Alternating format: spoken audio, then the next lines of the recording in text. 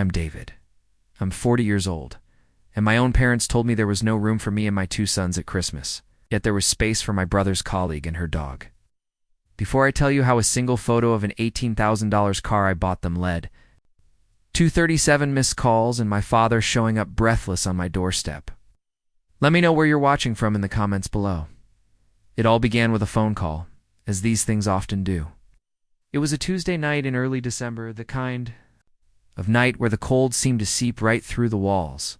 The wind howled, a mournful tune against the old windows of my small house in suburban Ohio. Inside, though I'd managed to create a cozy haven, the rich, savory aroma of beef chili, simmering for hours, filled the air, a scent that always meant home to my boys. And my boys, Leo, who's 10 and has the serious, thoughtful eyes of an old soul, and Sam, my boisterous 8-year-old ball of energy, were deeply engrossed on the living room floor. They were constructing an elaborate Lego castle, complete with mismatched towers and a questionable-looking drawbridge. Oh. After my divorce a few years back, this was my entire world. The three of us. A small, sometimes messy, but always loving team. My phone buzzed on the kitchen counter, a sharp, intrusive sound in our peaceful bubble. The screen lit up, displaying a picture of my mom and dad from a cruise they took a decade ago. They looked younger, happier. A pang of nostalgia hit me. I smiled, picking it up as I gave the chili one last stir. "Hey, Mom," I said, my voice cheerful. "How are you guys doing? Getting ready for the big day?" "David, hi, honey," she said.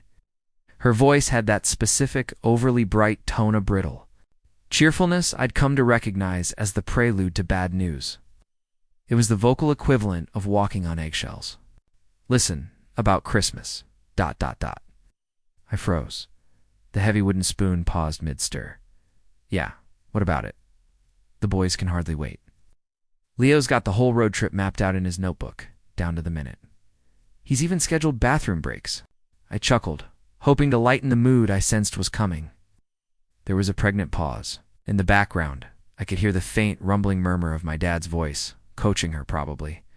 "Well, that's the thing," she finally said, her voice dropping into a conspiratorial whisper, as if she were sharing a difficult secret. "This year it's just not going to work. It's not a good time for a visit." The spoon in my hand suddenly felt like it weighed 100 pounds. "Not a good time? I mean, we've never, ever missed a Christmas at your house." "I know, honey. And we feel just terrible about it, truly," she said, laying the guilt on thick. "But the house is going to be so incredibly full, just bursting at the seams.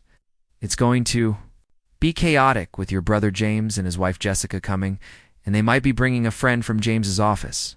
It's just too much, too much." The words felt foreign in my mouth. "Mom, we're not guests. I'm your son, your grandsons. We can sleep on the floor. The boys wouldn't even care." "Oh, David." "Don't be dramatic," she chided gently, as if I were a teenager. "You know how energetic your boys are. There's a lot to handle. And with Jessica's delicate condition, we just have to be careful. The house isn't that big. It wouldn't be fair to anyone to cram you all in. It would be stressful for everyone." Delicate condition, I thought. What delicate condition? She must have sensed my confusion. "Oh, didn't James tell you? Jessica's pregnant?" We're all thrilled. The news was delivered like an afterthought, a footnote in my own exclusion. So that was it.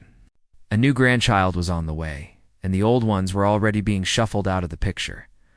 I looked out the kitchen window, past my own reflection, into the inky darkness of the driveway, sitting there under the cold, unforgiving glare. Of the security light was a brand-new pearl-white Honda CR-V. A giant, almost comically large red bow was strapped to the hood. I'd spent nearly an hour getting it to look just right, my fingers numb from the cold. It was their big gift, the solution to all their car troubles, a surprise meant to bring them joy and relief. My throat closed up. A hard, painful lump formed, making it difficult to breathe. "Okay, Mom," I heard myself say, my voice sounding distant and strange. "Yeah, okay, I understand." But I didn't understand. Not at all. And in that moment, I had no earthly idea that this single, dismissive conversation was the first tremor of an earthquake that would not just shake, but completely demolish the foundations of the family I thought I knew. To truly grasp why that phone call felt less like a rejection and more like a betrayal, you have to understand the landscape of my family. It's a geography I've been navigating my whole life, full of hidden valleys of disappointment and a single, glaring mountain named James.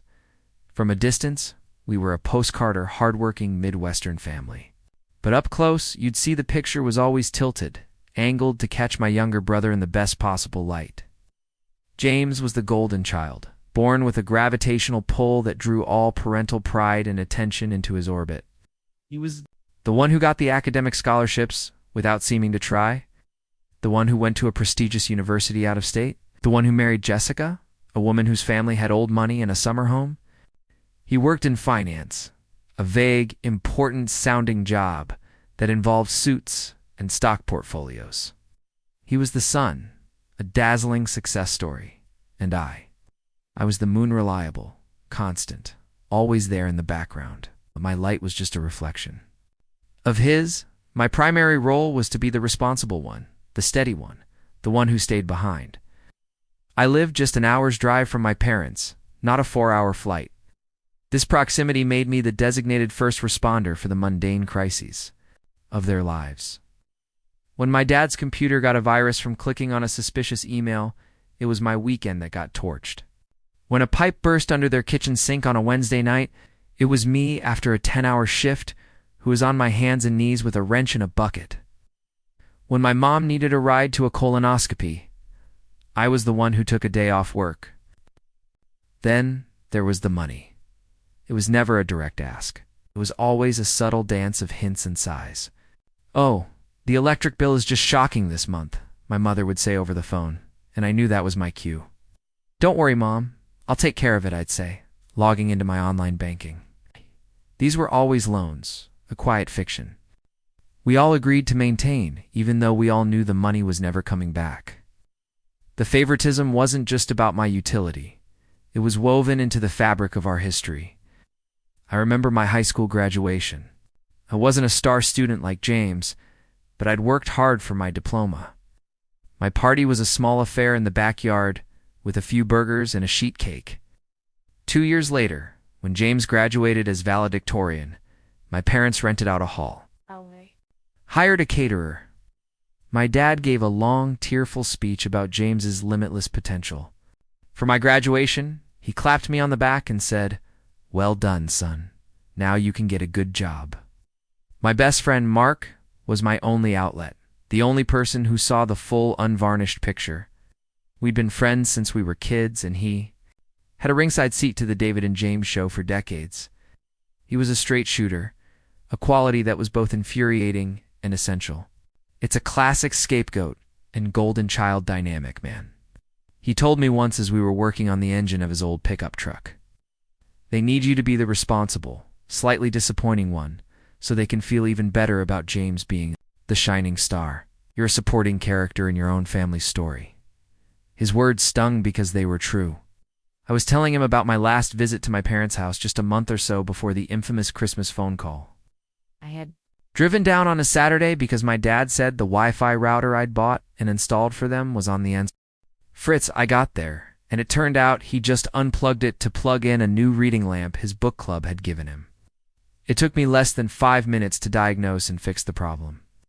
My mom had promised me my favorite dinner, pot roast, as a thank you. I was actually looking forward to it.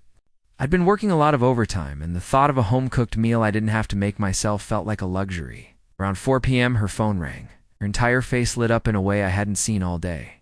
"Jimmy's on his way," she announced to the room, beaming. "He was in the area for a golf thing and decided to pop over. Isn't that a wonderful surprise?" About 10 minutes later, she came over to me in the living room, patting my arm with a look of feigned apology. "David, honey, you're going to think I'm the worst mother in the world." She began a phrase that always meant she was about to do something that confirmed she was, in fact, not the best. "I only bought a small roast, just enough for 3. Since James is coming now, well, you understand. Maybe you could just head on home. We'll do this another time." I just stared at her, I had driven an hour, spent my Saturday afternoon fixing a non-existent problem, all on the promise of dinner. And now I was being uninvited from my own family's table in favor of a surprise visit from the Golden One. "I drove all this way, Mom," I said, my voice quiet. "I know, and we appreciate it so much," she said, completely missing the point. "Drive safe, honey." Mark had just shaken his head when I recounted the story. "She kicked you out for pot roast. Let that sink in. And you just left. What was I supposed to do? Make a scene?" "Yes," he'd exclaimed, throwing a wrench onto a rag. "You were supposed to say, 'No, I'm your son. I'm staying for dinner.' You have to teach people how to treat you. David, you've taught your entire family that your time, your feelings, and your presence are completely optional." He was the only person I told about the car. His reaction was predictable. "You're nuts," he said flatly. "We're buying them an $18,000 car when they just kicked you out over a piece of meat. You're not buying them a car. You're trying to buy their respect. It won't work." "It's not like that," I insisted, more to convince myself than him. "Their old Buick is a death trap. I'm worried about their safety," and that part was true. Idea wasn't born from a healthy place, but it was triggered by a real gut-wrenching moment of fear and pity. It had happened back in February. It was a miserable, gray, rainy afternoon, the kind of day that makes the world look tired.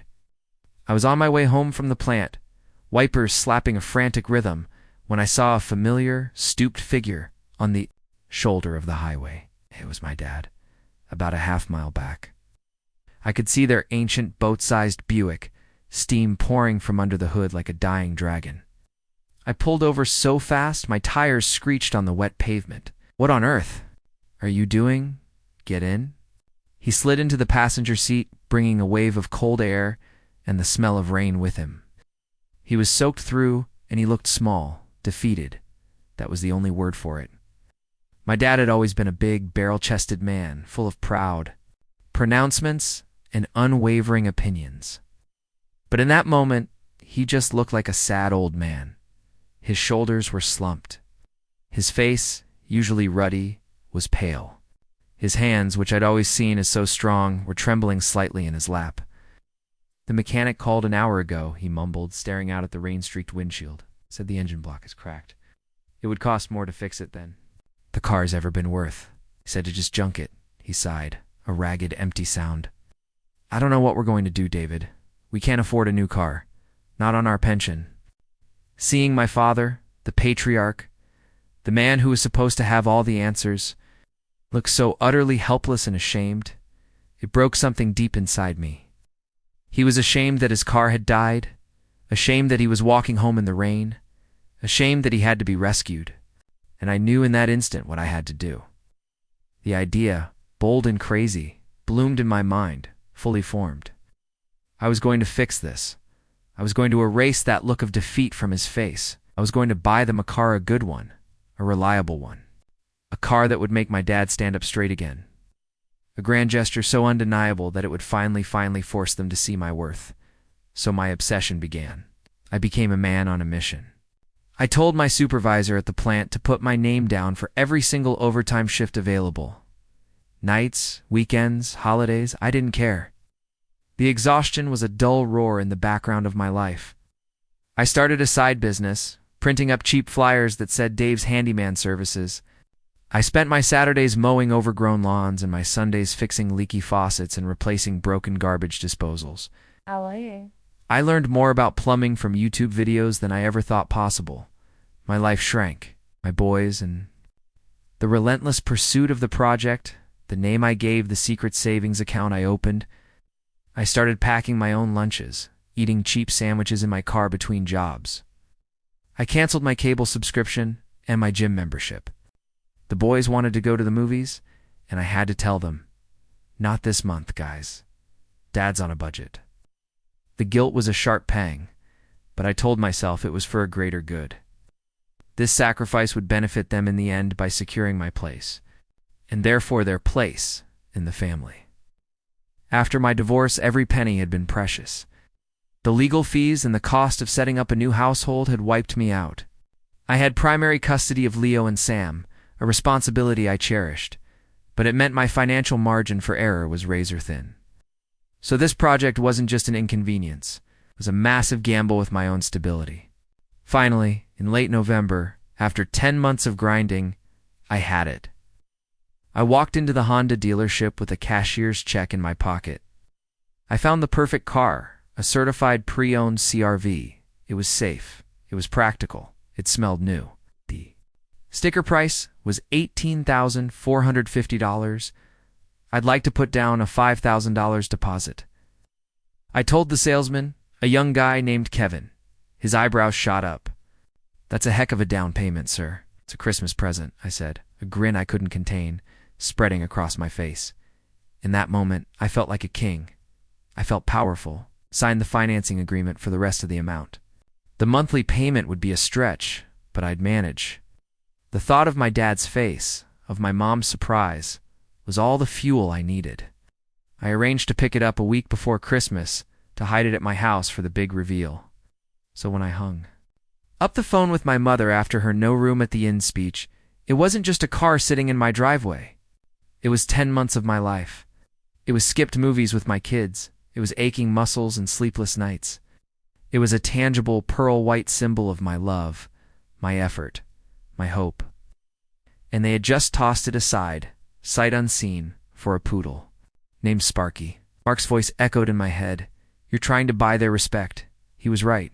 I had just learned in the cruelest way possible that it wasn't for sale. Not to me, anyway. Christmas morning dawned cold and brilliantly sunny. The new snow sparkling like a carpet of diamonds. The silence in the house was the first thing I noticed. It was a heavy, unnatural quiet, a stark contrast to the usual joyful chaos of Christmas morning. There was no rush to pack the car, no frantic search for misplaced gifts, no chorus of "Are we there yet?" It was Leo who broke the silence. He appeared in the kitchen doorway, still in his pajamas, his shoulders slumped. He looked smaller than his 10 years. "So, we're really not going, Dad?" he asked, his voice barely a whisper. He wouldn't meet my eyes. My own carefully constructed composure threatened to crack. I knelt down in front of him, forcing myself to meet his gaze. "Buddy, not this year." I put my hands on his shoulders, feeling the delicate bones beneath his flannel pajamas. "But hey," I said, injecting a level of cheerfulness into my voice that felt like a foreign language, "that just means we get to have our own super special, top-secret Christmas. Just the Henderson boys. The rules are, there are no rules." I was thinking we could start with snowman-shaped pancakes, with chocolate chip buttons. A tiny flicker of interest sparked in his eyes. "With chocolate chip buttons," I confirmed, "and bacon scarves, and way too much syrup." Sam, drawn by the word pancakes, appeared at his brother's side. "Can we watch movies all day?" "It's a mandatory requirement," I declared solemnly. "And you know what? Against all odds, we had a good day. A really good day. We made an absolute disaster of the kitchen, a fine layer of flour settling on every surface. The pancakes were misshapen and slightly burnt, but we drowned them in syrup, and they tasted like victory. We built a lopsided snowman in the backyard with mismatched rock eyes and a carrot nose that was slightly crooked. We declared him perfect. We curled up on the couch under a mountain of blankets and watched A Christmas Story from start to finish, shouting all the best lines you'll shoot your eye out. At the top of our lungs, 4 hours at a time, I managed to forget. I focused on the feeling of Sam's head tucked under my arm, on the sound of Leo's delighted laugh. I let their simple, uncomplicated joy wash over me, and it was a powerful anesthetic. It was almost enough to numb the hollow ache in my chest. But the quiet moments, when the boys were engrossed in a new video game they'd unwrapped, were landmines. The silence would rush back in, and with it, the thoughts. I found myself reaching for my phone without even thinking, a masochistic impulse I couldn't seem to control. I opened Facebook. It was a parade of perfect families, perfect trees, perfect smiles. And then, at the top of my feed, I saw it, a new post from my brother James. The caption was almost painfully cheerful. "The best Christmas with the best family." Feeling so blessed and full of love, my thumb hovered over the photo album. Don't. Do it, Dave. Just put the phone down. But I couldn't. I tapped. The first photo was the group shot. They were all there, crammed onto my parents' oversized floral couches sea of beaming faces and ugly Christmas sweaters. I saw my mom beaming, with her arm wrapped possessively around James. I saw my dad looking pleased. I saw James and a glowing Jessica. But my eyes scanned the rest of the crowd. I recognized my Aunt Carol and Uncle Bob, my cousin Sarah. And then the strangers. A woman with sharp blonde hair, whom I vaguely recognized from one of James's office parties. Next to her, a man with a slick haircut I'd never seen before. In my life, I did a quick head count. 1, 2, 3. 11 people. 11. My mom's voice echoed in my head. The house is just too full. So chaotic. It was a lie. A bald-faced, effortless lie. My heart began a low, heavy drumbeat against my ribs.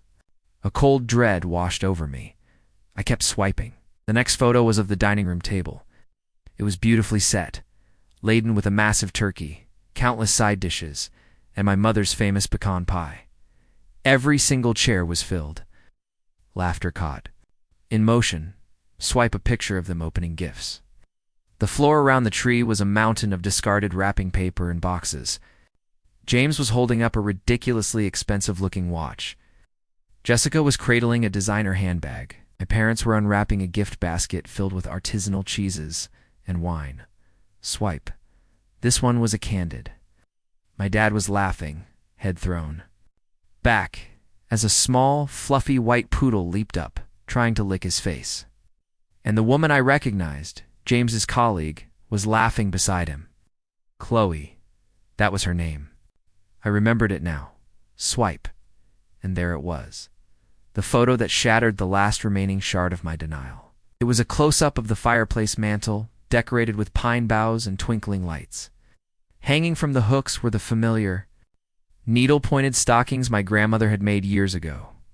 One for Mom, one for Dad, one for James, one for Jessica, and then a new one, a smaller dog, bone-shaped stocking, store-bought, with the name Sparky embroidered in cheerful red thread. A freaking dog, had a place of honor on the family mantle, while my sons, her actual grandchildren, were 100 miles away because the house was too chaotic. Something inside me didn't just snap, disintegrated, turned to dust. The part of me that had spent a lifetime making excuses, absorbing disappointments, and always holding out hope that this time would be different, it simply ceased to exist. The deep, persistent sadness I'd been carrying all day didn't just curdle into anger. It flash froze into something much harder, much sharper. It was the cold, clear, diamond-hard certainty that I was done. Completely and irrevocably done. I stood up from the couch, my movements stiff and robotic. To the front door and pulled on my boots and my heavy winter coat, my actions detached, as if I were watching someone else. "Dad, where are you going?" Sam asked, his eyes never leaving the TV screen. "Just outside for a minute, buddy," I said, my voice eerily calm. "Be right back." The blast of frigid air on my face was a welcome shock. It felt real. It cleared the fog of hurt from my brain. I walked to the center of my driveway, the fresh snow crunching loudly under my boots. The Honda sat there, a pristine and absurd monument to my own foolishness. The big red bow, which had seemed so festive and hopeful yesterday, now looked like a taunt.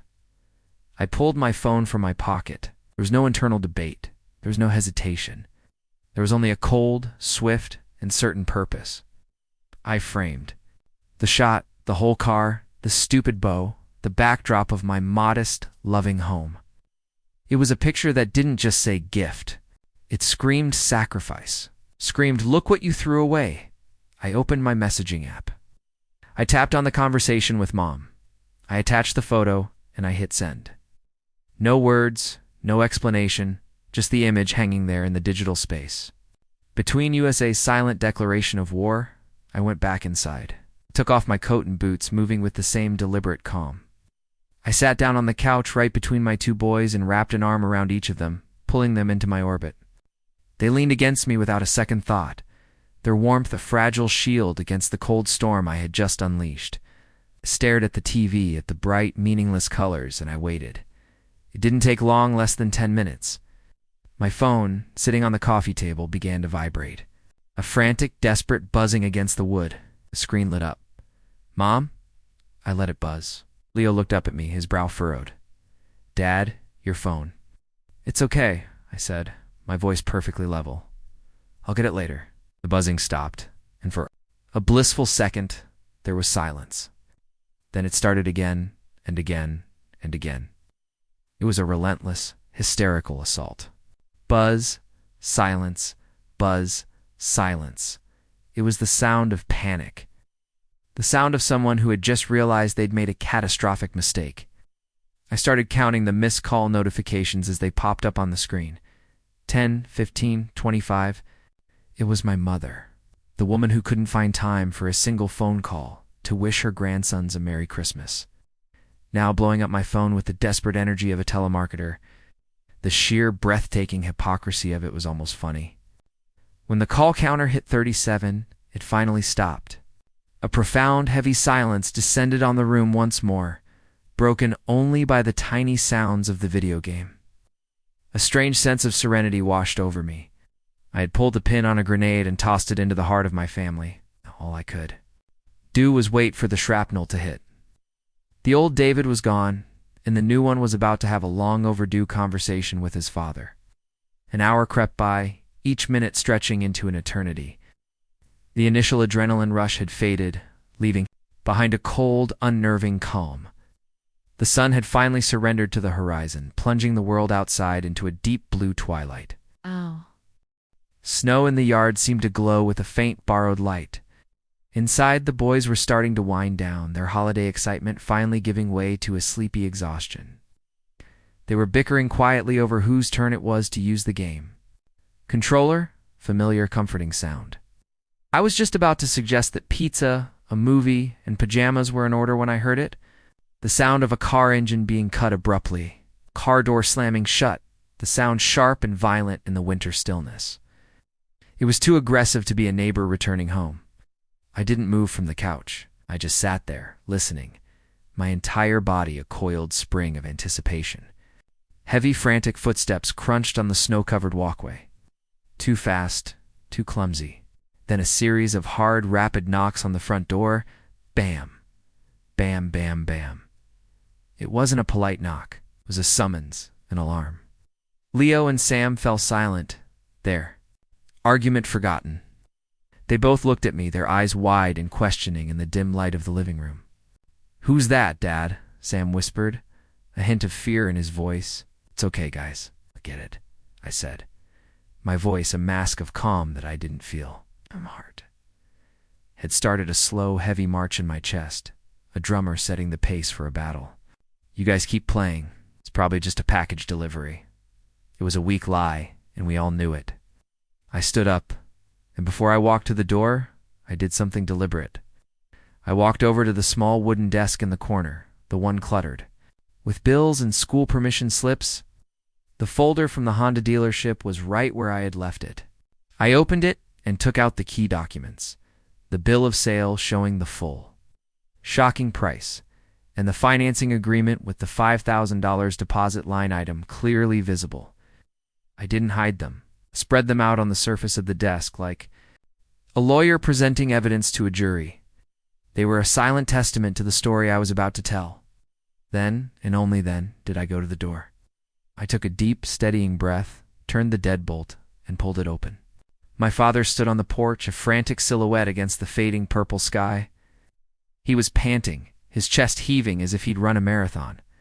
He wasn't wearing a jacket, only a thin gray cardigan over a collared shirt, completely inadequate for the biting December air. His face, illuminated by the porch light, was pale and drawn. His eyes were wide and held a look of pure, unadulterated panic. He must have broken every speed limit to get to my house from his, an hour away. "The picture," he gasped, the words coming out in puffs of white vapor. He didn't say hello. He didn't wish me a Merry Christmas. He just stared at me, his eyes boring into mine. "The car. Is it David? Is it real?" I didn't smile. I didn't rage. I let the coldness I felt inside me settle onto my face like a mask. I looked him dead in the eye and let a beat of silence hang in the air before I answered. "What?" I said, my voice quiet, but each word precise, the emphasis on the past tense as sharp as a razor. I stepped back, holding the door wide open. Ow. "You should come in. You're freezing to death." He stumbled past me into the entryway, his eyes darting around my small, tidy living room as if he were a stranger in a foreign land. And in that exact moment, my boys, hearing his voice, came running out from the living room, their faces alight with pure, uncomplicated joy. "Grandpa," they yelled in perfect unison. They launched themselves at him, each of them grabbing a leg in a fierce hug. For a single, fleeting second, the panic on my father's face was replaced by a flicker of genuine affection. The iron mask of his desperation cracked. "Hey, boys. Hey there," he said, his voice thick and unsteady. He reached into the pocket of his cardigan and pulled out two small, miserably wrapped gifts. The paper was thin and cheap, the kind you buy at a gas station checkout counter. He handed one to each of them. "Merry Christmas from Grandma and me." Leo tore his open with gusto, revealing a neon green plastic dinosaur that looked like it. Came from a dollar store bin. Sam's contained a small keychain flashlight that was already flickering weakly. The stark, pathetic contrast between these thoughtless, last-minute trinkets and the $18,000 marvel of engineering sitting in my driveway, so profound it almost made me laugh, but there was no humor in it. There was only a deep, bitter sadness. As I watched my sons thank him profusely, their eyes shining with an unconditional love he had done absolutely nothing to earn. While he was fumbling with the boys' hugs, I walked into the kitchen and poured a glass of cold water. I watched my hand. It was perfectly steady. The hot, raw anger from the afternoon had cooled and solidified into something else entirely, something hard and clear and unbreakable. It was resolve. I knew myself. The old David would have been a wreck by now. He would have been apologizing. Before he even knew what for. He would have been trying to smooth things over, to manage his father's feelings, to take the blame for the whole ugly mess, just to make the confrontation stop. But the old David wasn't here anymore. I walked back, into the living room, and handed the glass of water to my dad. His own hand was trembling so much that the water sloshed over the rim. "They look good," he said quietly, his gaze following the boys as they ran back to their game, proudly showing off their new treasures. "Happy." "They're great kids," I replied, my voice level. "They were disappointed about not seeing you guys today, but they're resilient."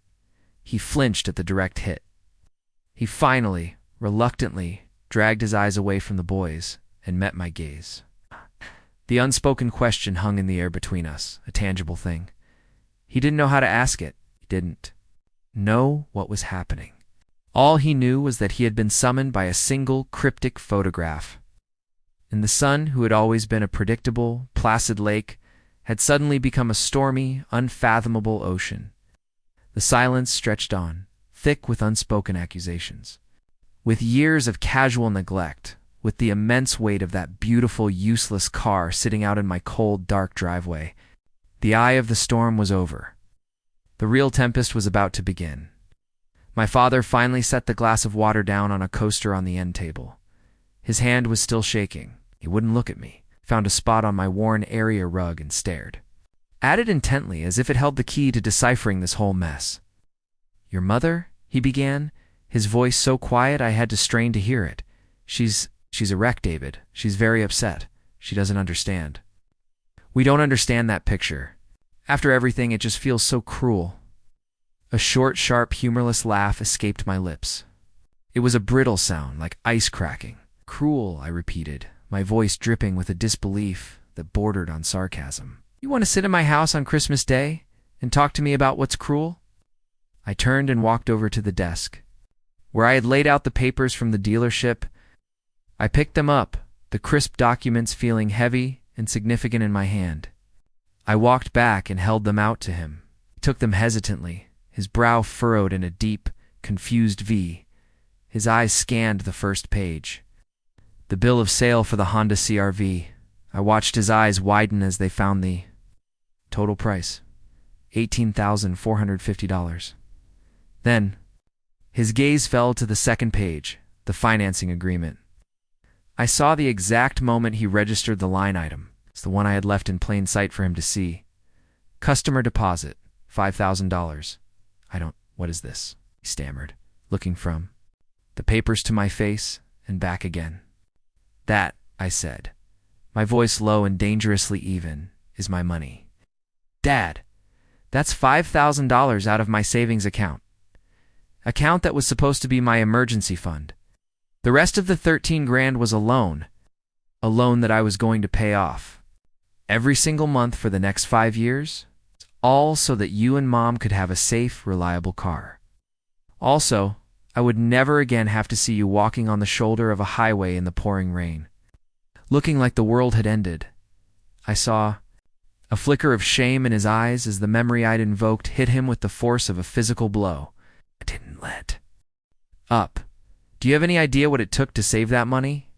I asked, my voice rising slightly, fueled by a righteous anger that had been simmering for years. I've been working 60, sometimes 70-hour weeks since February. I took every overtime shift at the plant.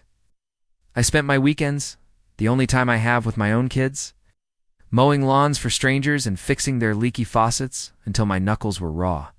I haven't had a single day off, not one, in 10 months. I have been eating cold sandwiches in my car between jobs because I didn't have time for a real meal. I've been driving around on bald tires, Dad, literally praying I didn't get a flat because every spare dollar I had went into the fund for this car. I took a deep, shuddering breath. The words were a torrent now, a dam of unspoken resentment breaking wide open and washing over the sterile quiet of the room. I did all of that because you were my parents and I love you. Did all of that. Picturing the look on your faces on Christmas morning when I handed you the keys, I imagined you being proud of me. I imagined you finally seeing me. And what was my reward? What did I get for 10 months of back-breaking sacrifice? I got a phone call, a casual, dismissive phone call, telling me that my sons, your own flesh and blood, your only grandsons, were too energetic, that your house was too full for us. He opened his mouth, a weak protest forming on his lips. David, it wasn't like that. Don't I cut him off? My voice sharp as broken glass. Don't you dare try to explain it away. I know what full means now. I saw the pictures, Dad. I saw them on Facebook for the whole world to see. 11 people crammed onto your couch.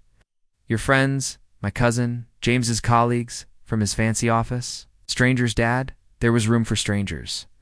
There was room, I said, my voice dropping as the most insulting detail of all rose in my throat. For my brother's wife's co-worker's dog. The word dog came out with a low, guttural hiss. There was room in your home, in your hearts, to hang a Christmas stocking for a poodle named Sparky. But there was no room for Leo and Sam. I jabbed a thumb toward the living room where the tonal, innocent sounds of the boys' video game were a surreal counterpoint to the raw, ugly truth I was laying bare. Do you hear that? That's the sound of your family, the part of your family that you decided was disposable this year. Tell me, Dad, how do I explain that to them? What words do I use to tell my 10-year-old son that his own grandparents would rather host a stranger's pet than have him in their home for Christmas? Tears were openly streaming down his face now. Not crocodile tears, real tears of shame and dawning horror. He looked utterly broken, a hollowed-out version of the man I once knew. And for a second, the old accommodating David felt a pang of pity. But the new David, the one who had been forged in the fire of this latest humiliation, stood his ground. This was a long overdue reckoning. You said my picture was cruel, I said, my voice dropping again, but this time it held an edge. Of cold, hard steel? No, the picture wasn't cruel. It was information. It was a mirror. It was me showing you the reflection of what you had so casually thrown away. This, I said, tapping the car papers he still held in his hand. This was my respect for you. This was my love. This was my sacrifice. You deemed it, and me and my children, unworthy. He looked up at me, his face a mask of pleading desperation. What do you want me to do, David? Tell me what to do. Your mother? ... She was just trying to keep things simple. Jessica's pregnancy. ... Double quotes, simple. The word exploded out of me. There. Is nothing simple about telling your son he doesn't belong? And don't you dare hide behind Mom or Jessica. You are a grown man. You stood right there, and you let her do it, just like you always do. You have spent my entire life letting her push me aside, letting her worship James, letting her treat me like a combination of an ATM and a handyman. And you have never, not once, stood up for me, because it's easier to keep the peace with her than it is to do what is right. It's cowardice, Dad. That's the simple truth. He flinched as if I'd slapped him. I took a final deep breath. This was the moment, the point of no return. So, I'm going to make it simple for you now, I said, my voice suddenly devoid of all heat, all anger, all emotion. It was the calm at the center of the hurricane. Now, I cannot give you this car. I will not, because if I did, I would be teaching my sons that it's okay for the people who are supposed to love them most to treat them like they are worthless. I would be telling them that our family's respect comes with a price tag, that their grandfather's love is conditional, and I will not do that to them. Their hearts are more important than your convenience. I reached out and gently but firmly took the papers from his trembling hand. Tomorrow morning I'm going back to that dealership, I said, my gaze unwavering. I'm going to cancel the sale. I'm going to lose $5,000 that I bled for, and you and Mom can figure out your own transportation. Maybe James can buy you a car with the money he saves on golf clubs. He just stared at me, speechless, his mouth hanging slightly open. The full, catastrophic weight of my words finally seemed to crash down on him. He wasn't just losing a car. He was losing his son, the reliable one, the one who always fixed everything. And this, he was finally, horrifyingly beginning to realize, was a problem I could not and would not fix for him. Should go, I said quietly, my voice soft now, almost gentle. It's getting late. Go say goodbye to the boys. He nodded numbly. A man moving in a daze shuffled over to the living room archway, gave the boys a clumsy wave, and mumbled a goodbye they barely heard. Damn. Then he walked back to the door, a stooped, jacketless old man, staring out into the cold, unforgiving darkness. He didn't say another word to me. He just opened the door and left, closing it softly behind him, leaving me alone in the ringing, deafening silence of my new, terrifying, and absolute freedom. The next morning, the world outside was deceptively bright and peaceful. The snow glittered, and the sky was a crisp, cloudless blue. But inside my head, a quiet, determined storm was still raging. I did exactly what I said I would. I got the boys ready for a day with Mark and his family. Mark had insisted on taking them, giving me space, and then I drove to the dealership. The cheery holiday music playing over the showroom speakers, the same music that had filled me with such hope a few weeks ago, now felt like a sick, mocking joke. I found Kevin, the young salesman. He greeted me with a wide, friendly smile that faltered when he saw my face. "Mr. Henderson, come to pick up the plates?" he asked. "Something like that?" I said, my voice flat. "I need to speak to your manager. I need to cancel the sale of the CRV." The smile vanished completely from his face, replaced by a look of genuine confusion and concern. "Is there a problem with the car? Did you find something wrong?" "No, Kevin, the car's perfect," I said, the words tasting like ash in my mouth. Their recipients had a change of heart. It was the simplest, cleanest lie I could muster. He led me to a small, glass-walled office, where the manager, stern-looking man named Mr. Davies, sat behind a large, imposing desk. Mr. Davies did not look happy to see me. He reviewed the contract I had signed, his lips a thin, disapproving line. "You understand the terms of the agreement you signed, Mr. Henderson?" he said, his tone all business. It wasn't a question. "Your $5,000 deposit is non-refundable. Company policy. No exceptions." "I understand," I said, my stomach twisting itself into a tight, painful knot. $5,000? I saw it in my mind's eye. A stack of $5,100 bills. It was new tires for my car with enough left over for a proper vacation for the boys, the kind with a beach and an ocean. It was 6 months of groceries. It was my entire emergency fund gone, wiped out because of a dog and a Christmas stocking. The absurdity of it was staggering. I signed the cancellation papers where he indicated my signature looking small and shaky on the page. As I pushed the form across the polished surface of the desk, I felt a strange and dizzying mix of profound loss and profound relief. It was done. It was real.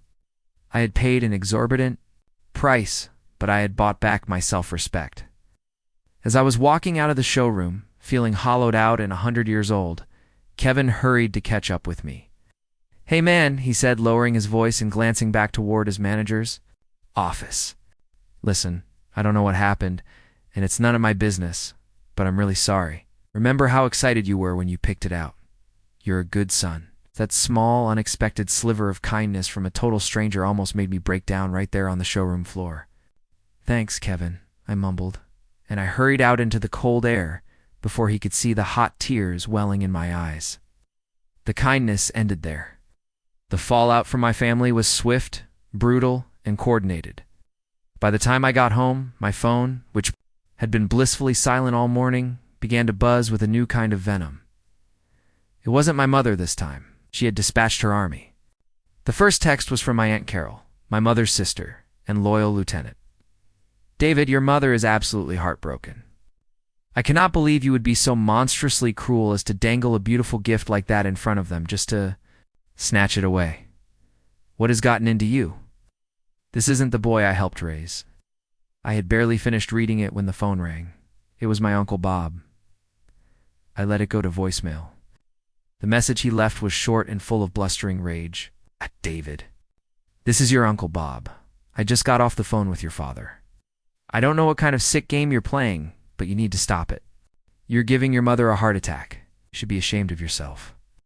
The narrative had been set, and it was spreading like wildfire. In this version of the story, I was the villain, the unstable, spiteful son who had emotionally blackmailed his poor, elderly, loving parents with a car, and my brother James, the golden child, remained suspiciously silent until that evening. He didn't call to ask for my side of the story. He didn't call to see if I was okay. He called to deliver a verdict. "What the hell do you think you're doing, Dave?" he began, his voice cold and dripping with condescension. "Mom is a complete wreck. You are literally tearing this family apart over a stupid Christmas invitation." "It wasn't a stupid invitation, James," I said, my voice dangerously calm, the ice reforming in my veins. "It was them telling me for the 100th time that I don't matter as much as you do. Did you know they had a stocking up for Chloe's dog?" There was a brief, telling pause. "Look, things got complicated with the guest list," he said, completely, brushing off the most insulting detail, "but this is a massive, insane overreaction. You're acting like a child having a tantrum." "No, James," I said, a strange clarity cutting through my anger. "For the very first time in my life, I'm acting like an adult who respects himself. It's a concept you might want to look up sometime." That's when he showed his true, vicious nature. He didn't just get angry. He got strategic. He hung up on me. And not even an hour later, my Aunt Carol called back, her voice practically vibrating with righteous indignation. "James just sent us all an email, a long one. He told us everything. How you've been unstable and bitter since your divorce. How you have a history of being difficult. How you're trying to control Mom and Dad with money. David, you need professional help." An email. He had crafted a character assassination filled with half-truths and twisted interpretations of my life, and he had broadcast it to the entire family. It was a calculated, vicious move designed to utterly isolate me and discredit me before I could ever tell my side of the story. It was a checkmate, or so he thought. The final blow, the one that sealed the entire ugly chapter, came from my mother. She must have bought a burner phone because a text came through from a number I didn't recognize. It was a long, rambling, venomous tirade. I will never forget the words, "David, I don't know who you are anymore. You were raised to be a good, respectful son, and you have become a monster of selfishness. You use your own children as pawns in your sick games, and you delight in causing pain. You have made your father, a good man, cry. I will never, ever forgive you for that. You want to punish us? Fine. Enjoy your lonely, bitter life. But don't you dare come crawling back to us when we're gone, and don't expect to be part of this family anymore. We are done with you." I stared at the words glowing on the screen. There was no apology, no sliver of understanding, no hint of remorse. There was only pure, uncut, narcissistic rage. She wasn't sad that she had hurt me. She was incandescent with fury that I had taken away her power, that I had refused to play my assigned role. I thought about all the years, all the sacrifices, all the swallowed insults, all the lonely drives home after being casually dismissed, and I realized with a soul-deep certainty that it would never, ever be enough. Could never be enough. My thumb hovered over the contact. I could fight back. I could type a long, angry rebuttal, defending my actions, detailing their abuses. But what was the point? You can't win an argument with people who are committed to misunderstanding you. They had already tried and convicted me in the court of their own warped opinion, so I did the only sane thing I had left to do. I tapped the block this caller option. A confirmation box popped up asking, "Are you sure?" A slow smile spread across my face. Yes, oh yes, I was sure. I pressed the button, and with that one simple, anticlimactic tap, I felt a heavy, invisible chain that I didn't even realize I'd been dragging around my entire life simply fall away. The silence that followed was the sweetest, most liberating sound I had ever heard. The weeks following the great Christmas implosion were eerily quiet. The constant, low-grade hum of family drama that had been the background noise to my entire life had suddenly been switched off. The silence was unnerving at first, like the feeling you get right after a loud concert ends. But gradually, it transformed into something else. It wasn't an empty silence. It was a peaceful one. It was the sound of calm, life simplified, shrinking down to its most important components: my work, my home, and my boys. We fell into a new, easy rhythm. We had pancake Saturdays and movie marathon Sundays. We did homework at the kitchen table. We threw a football in the snowy backyard. Without the weight of my family's expectations and disappointments, I felt lighter. I had more energy, more patience. I was a better father, and things started to change at work in a way I never could have anticipated. My boss, Mr. Harrison, was a tough, old-school guy in his late 60s who had built the company from the ground up. He was fair, but he didn't suffer fools, and he didn't miss much. A few days after I had officially canceled the car deal, he called me into his glass-walled office. My stomach immediately clenched. I was sure I was in trouble for taking a personal call on the factory floor a few days. Priya, final brief conversation with the dealership to confirm the refund of some minor fees. "Close the door, David," he said, gesturing to the worn leather chair opposite his imposing oak desk. I sat, my mind racing through possible infractions. "I wasn't trying to eavesdrop the other day," he began, steepling his fingers and looking at me over the top of his reading glasses. "But these walls are thin. I overheard part of your conversation. It sounded like you took a big financial hit on something. Something about losing a $5,000 deposit." I felt a hot flush of embarrassment creep up my neck. "I'm sorry, sir. That was a personal matter. It won't happen again." "I'm not asking for the details of your personal life, son," he said, holding up a hand. "That's your business, but I'll tell you what is my business. Character. I've been watching you for 8 years, David. You're here on time every time. You're smart. You work hard. You don't complain. But what I heard the other day told me something new. It told me you're a man who is willing to take a $5,000 punch to the gut to stand on a principle." Lean forward slightly. "In my experience, that's a rare quality. That's integrity. That's the kind of man I can trust with real responsibility." I was floored, completely speechless. "The supervisor position for the night shift is opening up at the end of the month," he continued. "It's a bigger team, more complex logistics, and a hell of a lot more pay. It's a real promotion, not just a title change. The increase in your annual salary should more than cover whatever financial hit you just took. I think you're ready for it. The job is yours if you want it." I walked out of his office in a complete daze. It was surreal. In the span of a week, I had been emotionally and verbally annihilated by my own family. But I had just earned the deep, tangible respect of a man I admired immensely. It was a bizarre cosmic trade-off. But in that moment, walking back to my station on the factory floor, It felt like I had come out way, way ahead. This promotion wasn't just about the money. It was about being seen and valued for who I was, not for what I could provide.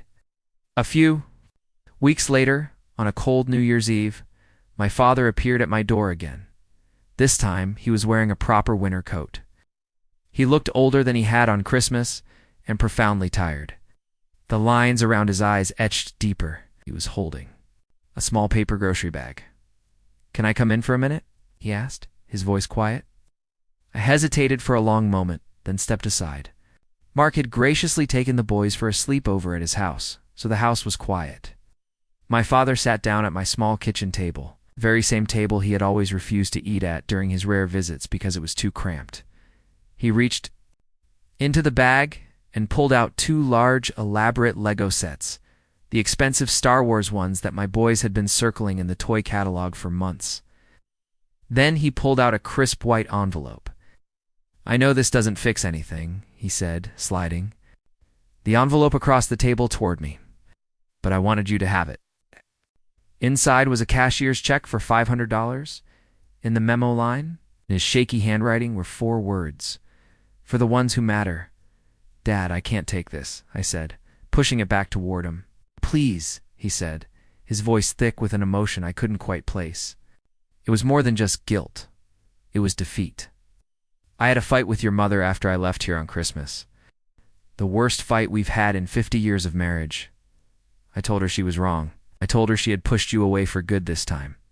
I told her she had to call you and apologize." He paused, shaking his head slowly. "She just looked at me. No tears, no remorse, just cold anger. She told me that I was weak and that you were an ungrateful child. Then she said, ... She said that she's telling everyone in the family that the car is just delayed due to a paperwork issue, and that you're just having a tantrum, and that you'll be bringing it over as soon as you come to your senses. She's completely delusional." David, it was like looking at a stranger. This was the second twist, a chilling confirmation of my decision. My mother wasn't just angry. She was actively rewriting history, constructing an alternate reality where she was still the benevolent matriarch. And I was the petulant child who would eventually come crawling back. "I can't change her," my dad said, his eyes filled with a deep, weary sadness that seemed to age him right in front of me. "I'm too old, and I'm too tired to leave. This is the life I've made. But I came here to tell you that I won't defend her behavior anymore. Not to you. I know what she did. I'm sorry." It wasn't a full victory, but it was something. It was an admission. It was a secret, whispered alliance. It was a sad acknowledgement of the truth from a man trapped on the wrong side of the battle lines. We sat there in silence for a long time, 2 men stranded on opposite sides of a chasm, created by the woman we were both supposed to love. The final, predictable test came 2 months later. A thick, cream-colored envelope arrived in the mail. My stomach dropped as I saw my mother's elegant looping script. It was an invitation to a baby shower. My brother James and his wife Jessica were expecting a baby girl. Tucked inside on a separate, smaller card was a personal note from my mother. "Let's put the past behind us for the sake of the new baby," it read. "We're starting a new chapter as a family, and family is always first." It was a trap. A beautiful, perfectly packaged, emotionally manipulative trap. This wasn't an olive branch. It was a summons. A royal pardon was being issued, and I was expected to show up, gift in hand, and pretend nothing had happened. Link to their online registry was included. I clicked on it out of morbid curiosity. They were asking for a $900 stroller, a $400 crib, a $200 diaper pail. My role in this new chapter was crystal clear. I was to be the reliable, forgiving, and, most importantly, cash-providing brother and son. The calls started a few days later. A coordinated final assault. First Aunt Carol, her voice now syrupy sweet. "It's for your new niece, David. A beautiful, innocent baby. Wouldn't want her to grow up without knowing her only uncle, would you?" Then a call from a new, unknown number. It was my mother. "You don't have to come for me," she said, her voice dripping with fake, martyred sincerity. "I understand if you're still upset with me, but come for the baby. Come for your brother. Don't punish them for my mistakes." Each call was another turn of the screw, another attempt to use guilt and sentimentality to drag me back into the toxic fog. They thought the idea of a new baby a symbol of family, innocence, and new beginnings would be the one thing I couldn't possibly refuse.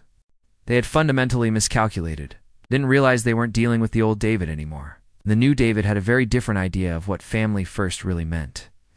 I sat at my kitchen table for a long time that night, the baby shower invitation lying next to a stack of my own household bills. The contrast was stark. One represented a demand on my resources, cloaked in the language of family. The other represented my actual responsibilities. For a fleeting moment, a ghost of the old guilt tried to whisper in my ear. The word family has a powerful primal gravity. It's a bond that's supposed to be unbreakable.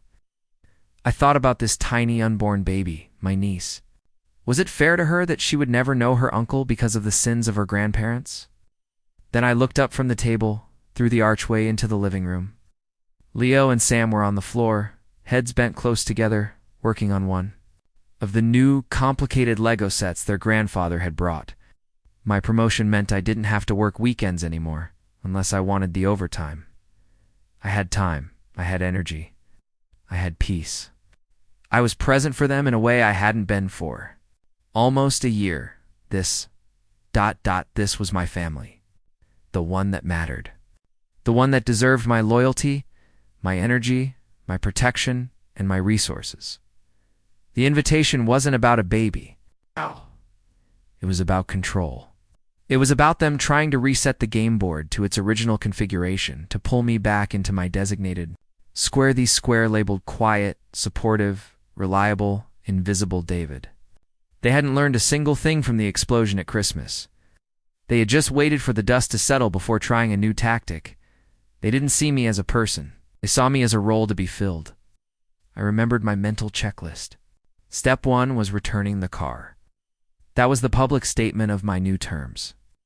Step 2 was the silence blocking their numbers, creating a solid, unreachable boundary. That was an act of self-preservation. As I sat there, I realized with absolute clarity that there had to be a step 3. The step wouldn't be for them. It wouldn't be about sending a message or seeking revenge. This step was for me, a final, definitive action that would close this chapter forever and begin a new one on my own terms. It wasn't about destruction. It was about redirection. I pulled my laptop towards me and opened the budget spreadsheet I had meticulously created since my promotion. The new, higher salary was there in black and white. So was the money I was now saving by not having a car payment for a vehicle I didn't even own. My eyes fell on the line item I had created. Forfeited deposit, $5,000. A loss. But what if it wasn't? What if it was the best investment I had ever made? I picked up my phone. I didn't call my father. I didn't call my aunt.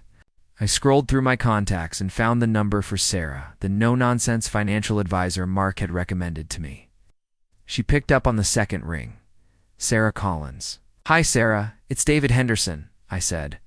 "We spoke last week about my new budget." "Of course, David. How can I help you?" "I've been thinking about our conversation," said my voice steady and clear, filled with a purpose that felt brand new. "I'd like to move forward. I want to set up a formal college fund. For each of my sons, Leo and Sam, I'd like to make an initial deposit into each account immediately."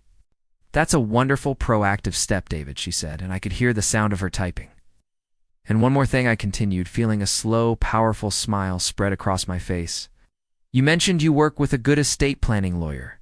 I'd like his number. I want to set up an irrevocable trust for the boys. I want to make sure that no matter what happens to me, they are secure that my assets, my home, my savings, my life insurance, everything goes to them and only to them. I want it locked down." It was the final piece of the puzzle, the ultimate redirection. I was taking all the money, all the emotional energy, all the future planning that I would have wasted on my toxic family of origin, and I was investing it where it truly belonged, in my children. I was building a fortress of security around my little family of 3. I was creating my own legacy, my own inheritance to give. When I hung up the phone, a profound sense of peace washed over me, so complete and total that it felt like I could float. I looked over at the baby shower invitation, at my mother's elegant, manipulative script. "Family is always first," it said. I smiled. For the very first time in my life, I was actually putting my family first.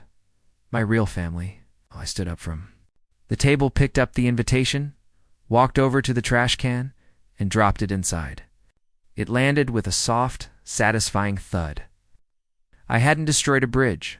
I had simply decided to stop trying to cross a bridge that had been on fire for 30 years. I was going to build my own bridge on my own land, leading to a place of my own. Choosing, and my sons would be right there beside me, hammer in hand, building it with me. Thank you for listening to my story. Hope it resonated with you in some way. Have you ever been in a situation where you had to make a difficult choice to protect your own peace?